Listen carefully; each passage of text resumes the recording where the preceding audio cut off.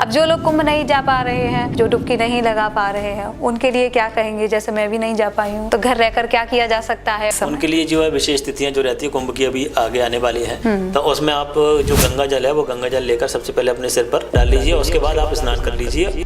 अच्छा, क्योंकि इस साल 2025 में मंगल का कहते हैं कि मंगल के गोचर और वक्री स्थिति के कारण कौन कौन सी राशियां ऐसी हैं जो प्रभावित होने वाली हैं और उनको कितना ध्यान रखने की जरूरत है? देखिए, अभी तो जैसे आपने देखा पिछले अभी 80 दिन से मंगल कर्क राशि में नीच का चल रहा था और वक्री भी हुआ, जिसके कारण कुंभ में आगजनी की घटनाएं हुई, कई सारी समस्या हुई। अच्छा, इस समय भी जैसे जो हम चारों ओर देखते हैं कि युद्ध की परिस्थितियां बनी हैं, और तो क्या इन ग्रहों की वजह से ही ऐसा होता है? जी, ग्रहों की चाल, ग्रहों देश वातावरण में उसका प्रभाव रहता है। जी, गुरु की ग्रहों की स्थिति के कारण इस प्रकार की परिस्थिति बनती जा रही है। और चूंकि 7 ग्रह बनेंगे एक साथ जब आएंगे, उसके बाद जब निर्णय होगा तो मेरे हिसाब से कुछ ना कोई समस्या तो बड़ी आने वाली है।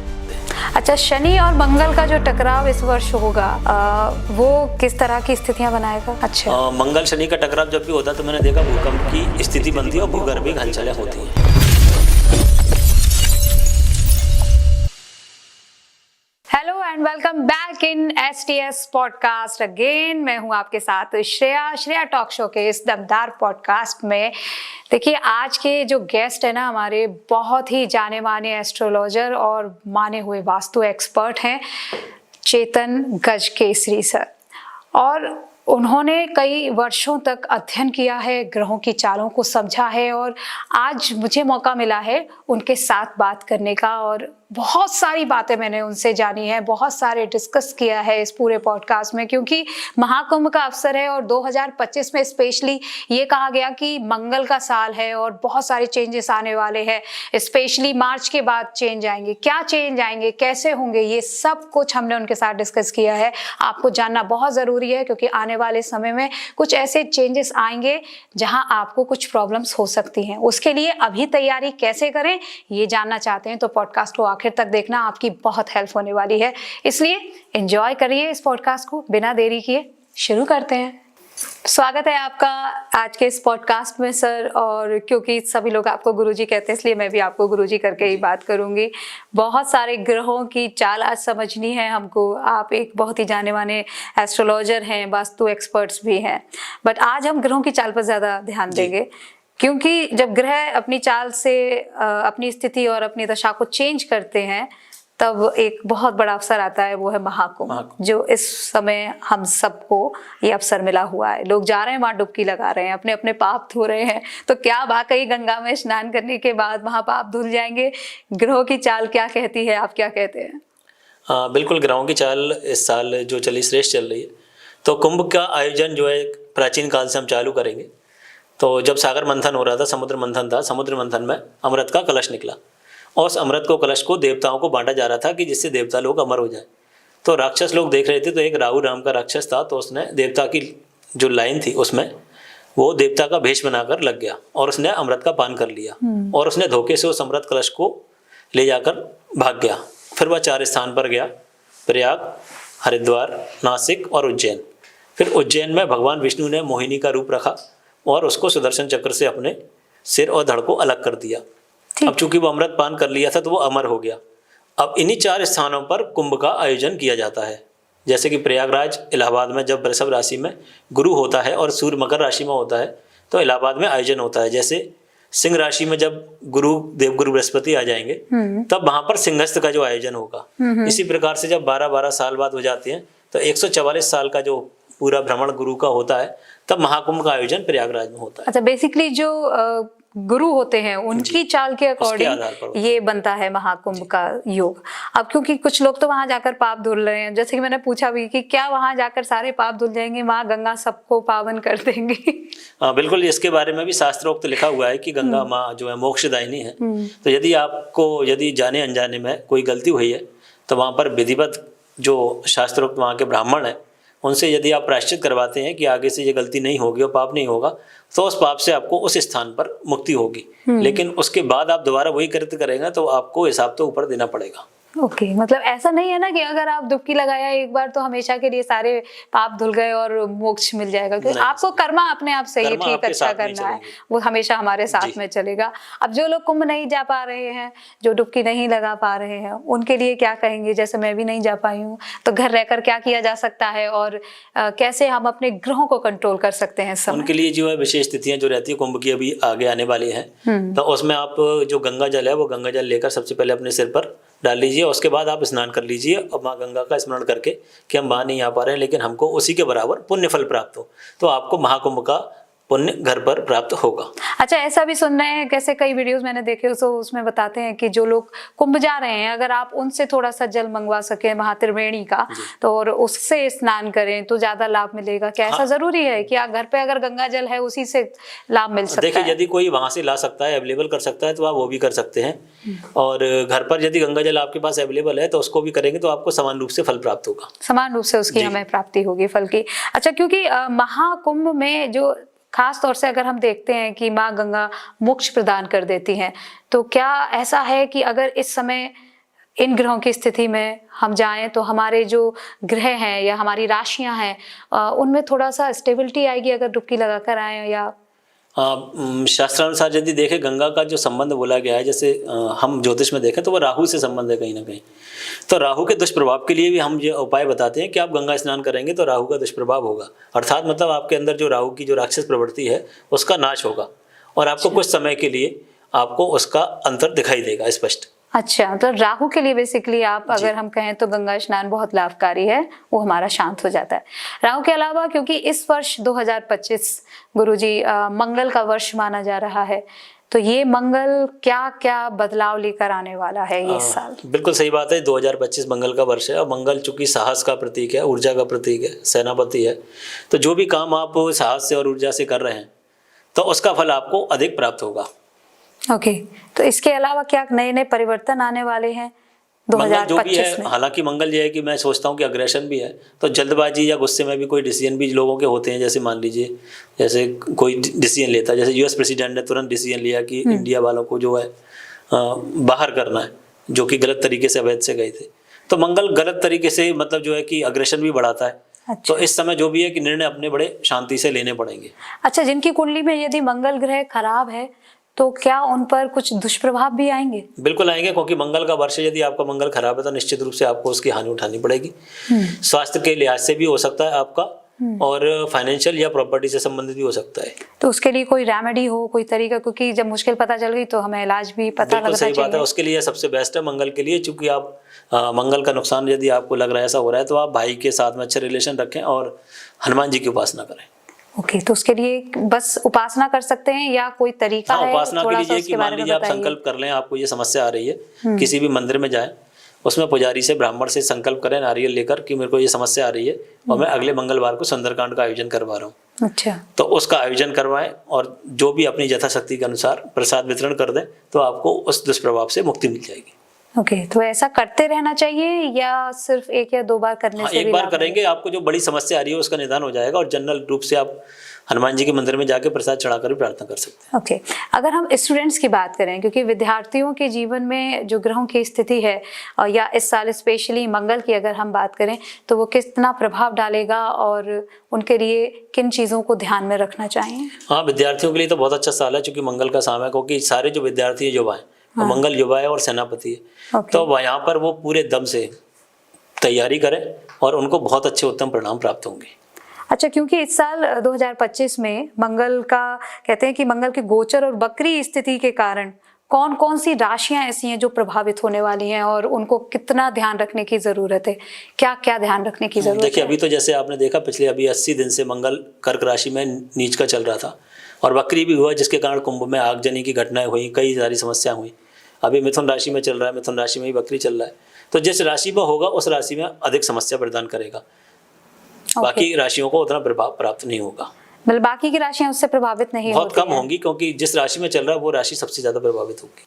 साथ ही जो बीता वर्ष था गुरुजी, उसमें शनि की पूरी वर्ष था वो, शनि की काफी स्थितियां बिगड़ी भी, लोगों के साथ में कई सारी चुनौतियां भी आई।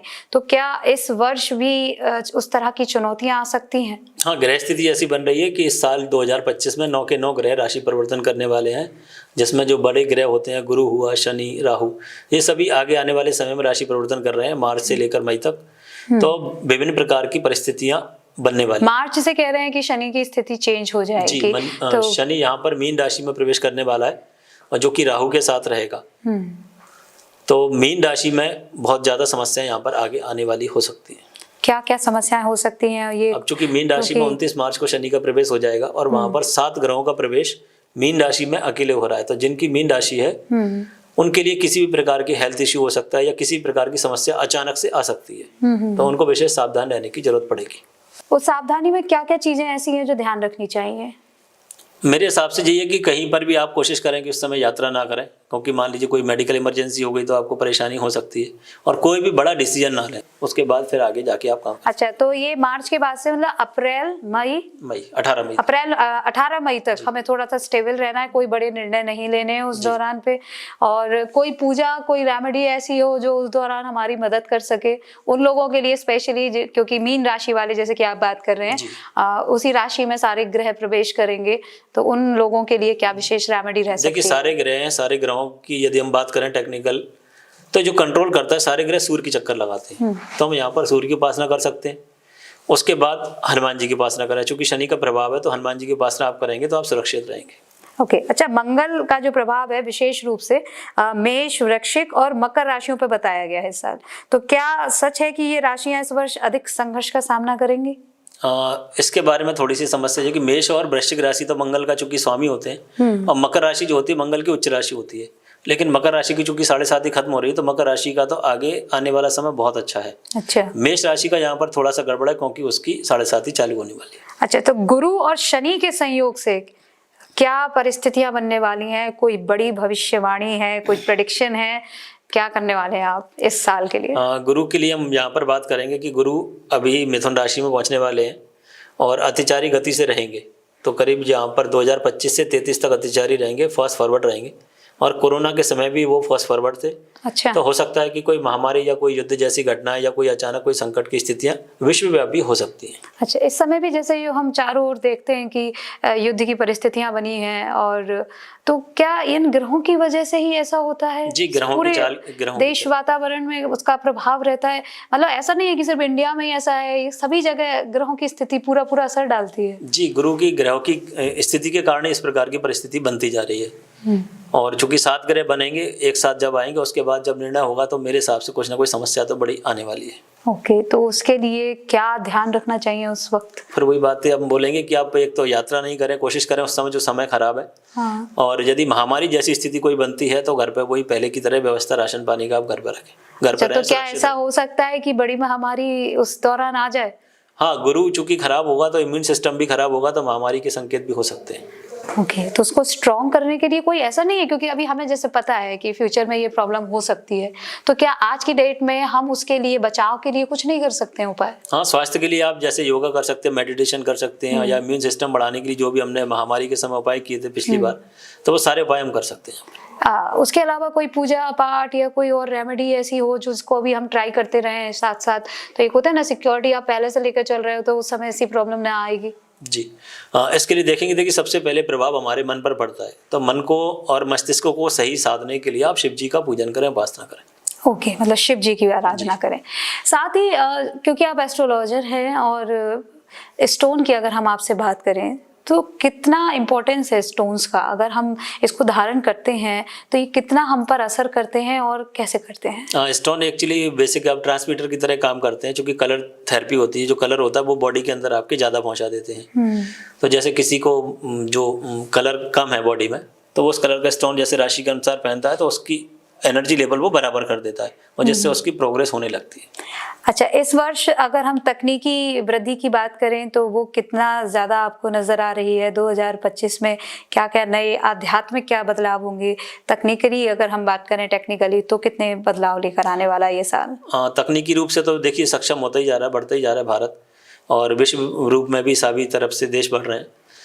आध्यात्मिक रूप से देखेंगे तो चूंकि शनि का प्रवेश मीन राशि में होने वाला है, मीन राशि 12वीं राशि होती है जो कि मोक्ष की राशि बोली गई है। तो आध्यात्मिक रूप से तो ये अभी 2.5 साल बहुत जबरदस्त होने वाले हैं और लोगों का ध्यान भक्ति और पूजा पाठ में ज्यादा लगेगा, डेफिनेटली बढ़ेगा। अब एक्चुअली क्या होता है, जब प्रॉब्लम्स ज्यादा आती हैं तो हम पूजा पाठ की तरफ ज्यादा बढ़ते हैं, ध्यान ऑटोमेटिकली जाता है। जैसे कि आप भी कह रहे हैं कि अगर आप शिव की आराधना करते हैं तो अपनी मुश्किलें कम कर सकते हैं, या हनुमान जी की आप आराधना करते हैं तो अपनी मुश्किलें कम कर सकते हैं, और डेफिनेटली इससे असर भी होता है।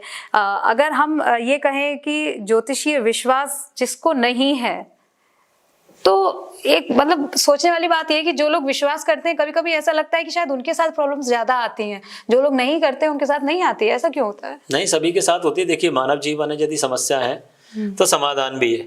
अब चाहे आप त्रेता युग में ले लें, चाहे द्वापर युग में ले लें, भगवान थे तो उनके साथ भी समस्याएं थी।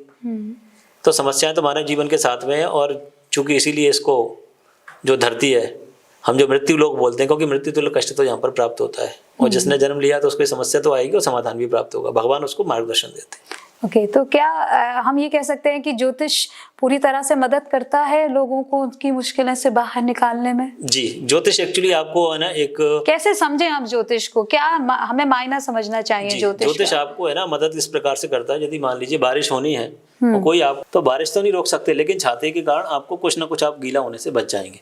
अच्छा। तो ज्योतिष मार्गदर्शन देता है, उस मार्गदर्शन के आधार पर आप कुछ ना कुछ संकट से बच सकते हैं। अच्छा, शनि और मंगल का जो टकराव इस वर्ष होगा वो किस तरह की स्थितियां बनाएगा? शनि मंगल का टकराव किस राशि पर ज्यादा प्रभाव पड़ेगा उसका? सभी राशि पर चूंकि प्रभाव रहेगा। अच्छा। मंगल शनि का टकराव जब भी होता है तो मैंने देखा भूकंप की स्थिति बनती है और भूगर्भिक हलचलें होती हैं। अच्छा, तो ये संभावना है इस वर्ष की भौगोलिक परिस्थितियां परिवर्तित होंगी? जी, इस समय ये सारी स्थितियां बन रही है। चूंकि मीन राशि जली राशि होती है और मीन राशि में चूंकि सारे ग्रह आ रहे हैं तो सुनामी जैसी स्थिति भी यहाँ पर हो सकती है। सुनामी जैसी स्थिति भी, उसके लिए कोई टाइमिंग या कुछ ऐसा है कि 29 मार्च के बाद ही स्थिति बन रही है? 29 मार्च के बाद, ये 18 मई से पहले, 29 मार्च के बाद 18 मई से पहले, इस दौरान ही सारी उथल पुथल। उसके बाद का क्या समय रहने वाला है? जुलाई से स्थितियां थोड़ी सी ठीक हो जाएंगी। अच्छा, तो अगर हम करें कि राजनीतिक तौर पर, आर्थिक तौर पर कितनी प्रगति दिख रही है आने वाले वर्ष? आगे आने वाला समय अच्छा रहेगा। अच्छा रहेगा। यदि बात करें तो यहाँ पर गुरु का भ्रमण होगा, फिर मिथुन राशि में हो जाएगा। तो यहाँ पर मिथुन राशि में जुलाई से स्थितियां थोड़ी सी सामंजस्य वाली होंगी और प्रोग्रेस तो यहाँ पर बढ़ेगी। प्रोग्रेस बढ़ेगी आगे। तो जो लोग उस मुश्किल के दौर को पार कर जाएंगे, निश्चित है कि आगे अच्छा समय उनको मिलेगा। मंगल, क्योंकि जैसा कि आपने भी कहा कि जो भाई है उनसे बना के रखें तो अच्छा रहेगा, और जिनका मंगल है ही खराब, अब चूंकि मंगल ही खराब है तो वो हमारा मन भी खराब करेगा, हमारे संबंधों को भी बिगाड़ेगा। तो क्या कोई उपाय है कि अपने मन पे कंट्रोल किया जा सके, और क्या कोई स्टोन पहन लेना चाहिए, क्या करना चाहिए उन लोगों के लिए? मंगल के लिए तो मैंने बताया कि आप हनुमान जी का पूजन करें, और मन को साधने के लिए सिर्फ शिव जी का पूजन करें। उनको जैसे जल और दूध चढ़ाते हैं तो शिव जी को यदि जल चढ़ाएंगे तो आपका मन भी संतुष्ट रहेगा। उसके बाद चंद्रमा की जैसे रोशनी रहती है पूर्णिमा के समय, तब हम उस पूर्णिमा की रोशनी में हम टहल सकते हैं। मतलब चंद्रमा की किरणें हमारे मन को शीतल कर सकती हैं। तो ये भी मन को मजबूत करने का एक सिंपल उपाय है जिसका सभी के ऊपर सकारात्मक प्रभाव होता है। अच्छा, तो ये सभी के लिए लाभकारी है पूर्णिमा की चांद। वैसे शरद पूर्णिमा पर विशेष तौर से खीर का जो प्रचलन है सभी लोग करते हैं, लेकिन हर पूर्णिमा, किसी भी पूर्णिमा पर हम ये कर सकते हैं। पूर्णिमा पर विशेष महत्व होता है क्योंकि चंद्रमा की पूरी कलाएं रहती हैं उस समय। ओके, उससे हमारे मन पर नियंत्रण करने के लिए हमें शक्ति मिलती है। कोई मंत्र ऐसा है जो इस वर्ष सबके लिए बहुत लाभकारी होने वाला हो? मैं तो एक ही बोलता हूँ कि शिव जी का मंत्र करें। अभी आने वाली शिवरात्रि भी है तो नमः शिवाय पंचाक्षरी मंत्र का आप उच्चारण कर सकते हैं। बस नमः शिवाय का ध्यान करें और फिर सब कुछ अच्छा होता चला जाएगा। चलिए, ये ढेर सारी बातें आपसे हो गई हैं सर, लेकिन आखिर में एक रैपिड फायर गेम रहता है। कुछ सवाल है मेरे पास में, आपसे पूछूंगी। आपके अनुसार किसी भी कुंडली में सबसे महत्वपूर्ण ग्रह कौन सा होता है, चंद्रमा, गुरु या शनि? गुरु। अगर कोई व्यक्ति हर दिन एक ही ग्रह की पूजा करे तो आप किस ग्रह को प्राथमिकता देंगे, सूर्य, मंगल या बुध? सूर्य। सूर्य। 2025 में सबसे ज्यादा प्रभाव किस ग्रह का देखने को मिलेगा? मंगल, शनि या राहु? राहु। राहु का? मंगल का साल है लेकिन फिर भी राहु को? राहु चूंकि शनि की राशि में आएंगे तो बड़ी उथल पुथल करेंगे। ओके। अगर किसी को अचानक आर्थिक समस्या आ जाए तो आप कौन सा रत्न पहनने की सलाह देते हैं? पुखराज, नीलम या मूंगा? पुखराज। पुखराज। ज्योतिष के अनुसार जीवन को सबसे ज्यादा प्रभावित करने वाला कौन सा पहलू होता है? ग्रहों की चाल, व्यक्ति का कर्म, जन्म का समय और स्थान? देखिए, जन्म से तो व्यक्ति का चूंकि ग्रहों का निर्धारण हो जाता है। आपका जन्म जो होता है एक विशेष ग्रहों की स्थिति में ही होता है, तो सबसे मेन तो वही है। और कर्म जो है, चूंकि पिछले जन्म में आपने जो कर्म किए हैं उसी को आधार पर आपका जन्म होता है। अच्छा, तो मतलब कर्म बेसिकली तो कर्मा ही हो गया ना, कर्मा ही है डिपेंडेंट। आपका। आप जो कर्मा आज करेंगे उसकी उसी का वजह फल से प्राप्त आपको होगा। जन्म मिलेगा और उसकी वजह से ही आपको आगे लाइफ अच्छी मिलेगी। तो बेसिकली कर्मा ही है जो हम सबको अच्छा रख सकता है। और जैसे कि आपने कहा कि महादेव की आप आराधना करें और बीज मंत्र का धारण करें। तो thank you so much sir, हमारे साथ आने के लिए। इस पॉडकास्ट में इतनी ढेर सारी बातें हैं हम तक, हमारे व्यूअर्स तक पहुंचाने के लिए। Thank you so much. तो आज के पॉडकास्ट में हमने जाना कि जो मंगल का ये वर्ष है 2025 डेफिनेटली हम सबके लिए थोड़ी बहुत मुश्किलें जरूर लेकर आएगा, क्योंकि 29 मार्च के बाद 18 मई तक, जैसे कि गुरुजी ने बताया, कि ग्रहों की स्थितियां थोड़ी बहुत मुश्किलें पैदा कर सकती हैं। अगर ज्यादा मुश्किलें भी आए तब भी तैयार रखिए अपने आप को कमर कसकर, क्योंकि अगर हमने कोरोना काल को निकाल कर आगे बढ़ने का फैसला उस वक्त लिया था, तो आने वाली परिस्थिति के लिए हमें खुद को, अभी समय है तैयारी करने का, कर लीजिए। महादेव की आराधना कीजिए। थोड़ा सा अगर आप वाकई ज्योतिष को मानते हैं तो कुछ ज्योतिषीय गणना करवाकर अपने लिए तैयारी अभी से शुरू कर दीजिए। बाकी तो ईश्वर पर जिसे भरोसा है, जीवन उसका हमेशा अच्छा ही चलता है और आने वाला वर्ष निश्चित ही सभी के लिए लाभकारी है। आई होप कि आपको आज का ये पॉडकास्ट पसंद आया हो। अगर हाँ, तो जल्दी से इसे लाइक कर दो, शेयर कर दो, और चैनल को अगर अभी तक सब्सक्राइब नहीं किया है तो जल्दी से कर लो, ताकि हमारी मुलाकातें यूं ही नए नए पॉडकास्ट में होती रहे। मैं फिर से लौट कर आऊंगी। फिलहाल अभी जाती हूँ। खुश रहिए, मस्त रहिए, खुद से प्यार करते रहिए। Thank you. राधे।